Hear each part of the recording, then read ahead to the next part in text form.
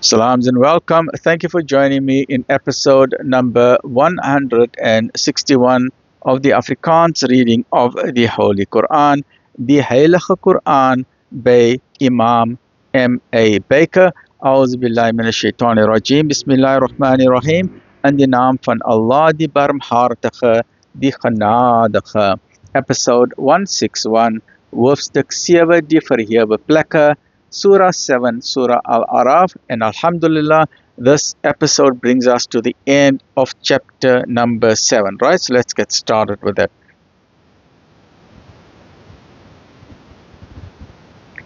Afdeling 24 van hoofstuk 7, die finale woord.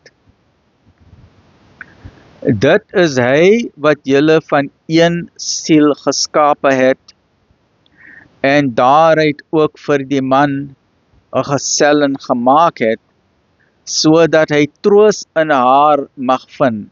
Ek dink daar's 'n ekstra A daar, in haar mag vind.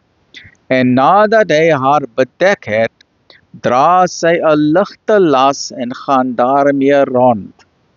En wanneer dit swaar word, roep hulle albei Allah, hulle Heer, aan. As U ons 'n goeie kind gee, sal ons waarlik tussen die dankbares wees. Maar as hy hulle 'n goeie kind gee, skrywe hulle deelgenote aan hom toe, aangaande dit wat hy aan hulle albei gegee het. Verhewe is Allah bo wat hulle met hom vereenselwig. Vereenselwig hulle dit wat niks kan skep nie dan met hom, terwyl hulle self geskape is. Dit wat aan ander geen help kan verleen nie, en ook nie hulself kan help nie. En as julle hulle tot navolging oproep, sal hulle nie gehoor gee nie. Dit is vir julle om twee of julle hulle nooi of nie. Voorwaar, hulle wat julle buiten Allah aanroep, is slawe, net soos julle. Roep hulle dan aan en laat hulle julle beantwoord as julle die waarheid spreek. Het hulle voete waarmee hulle loop? Of het hulle hande waarmee hulle vashou? Of het hulle oë waarmee hulle sien? Of het hulle ore waarmee hulle hoor?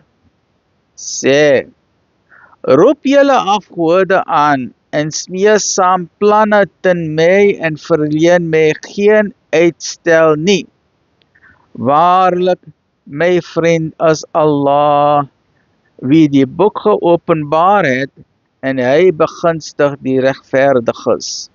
En wat julle buiten hom aanroep, is nie in staat om julle te help nie.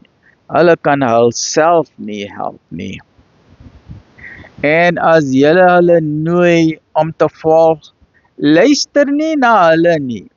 En u merk hoe hulle na u staar, maar hulle sien nie. Vra om vergifnis, doen goeie dade, en draai weg van die onkundiges af. En as 'n valse beskuldiging van die duiwel u sou kwel, neem dan u toevlug tot Allah. Waarlik, hy is alhorend, alles wetend.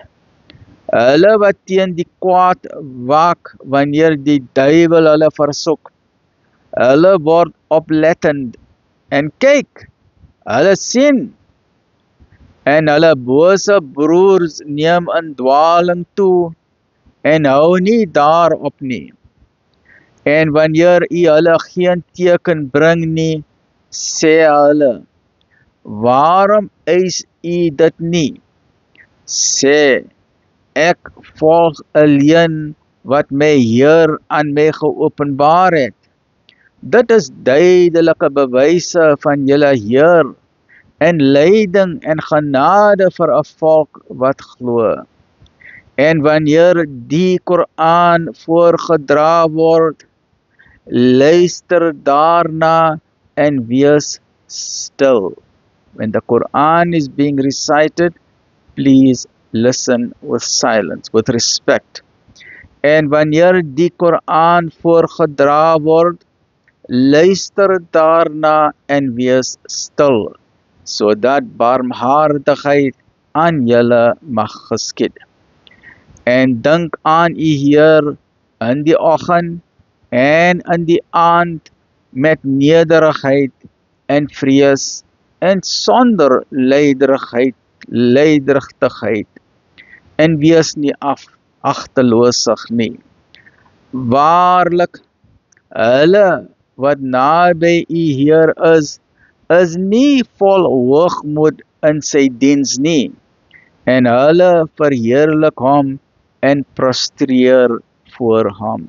Nou op hierdie punt ons moet net bietjie staan. There are 15 places of prostration in the Quran, right? That means that while you are reading the Quran, then when you come across these 15 places, then you prostrate out of love and adoration to the Creator, because you know that you are prostrating to Allah subhanahu wa ta'ala. So I have marked this as 1 out of 15, and further on, as whenever we come to the areas of prostration, then it's 2 out of 15, 3 out of 15, until the last area. So the very first prostration occurs in Surah number 7, and the last prostration occurs in Surah 96 of the Quran. So let's do the prostration. Allahu Akbar. Subhana Rabbiyal Ala, Subhana Rabbiyal Ala, Subhana Rabbiyal Ala. Allahu Akbar. Thank you for joining me. Look after yourself. Alhamdulillahi Rabbil Alameen.